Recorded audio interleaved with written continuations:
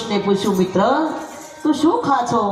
સુદામાએ એમ વિચાર્યું કે હું ચણા કહીશ તો મારે થોડા દેવા પડશે, એટલે ખોટું બોલ્યા કે હું કાંઈ ખાતો નથી, આ ઠંડીને લીધે મારી દાઢી ડગડગ થાય એટલે તને કડકડ અવાજ આવે છે। એકલા ખાધું તેથી તે દરિદ્ર થયેલા, જે એકલા ખાય તે હંમેશા દરિદ્ર થઈ જાય, એટલે થોડાકમાંથી થોડુંક દેવું, ક્યારેય એકલા ખાવું નહીં।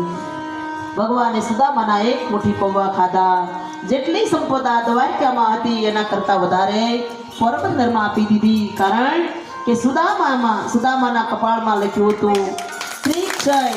ભગવાને તેને ઉલટાવી નાખ્યું અને અક્ષય શ્રી કરી નાખ્યું। પોરબંદરનું બધું આપી દીધું। જ્યાં બીજી મુઠ્ઠી પૌવા ખાવા જાય ત્યાં જેટલું ઐશ્વર્ય ઇન્દ્રનો હતો એટલો પોરબંદરમાં આપી દીધો। ભગવાન ત્રીજી મુઠ્ઠી પૌવા ખાવા જાય ત્યાં તો રૂક્ષ્મણી દોડી આવીને ભગવાનનો હાથ પકડી લીધો।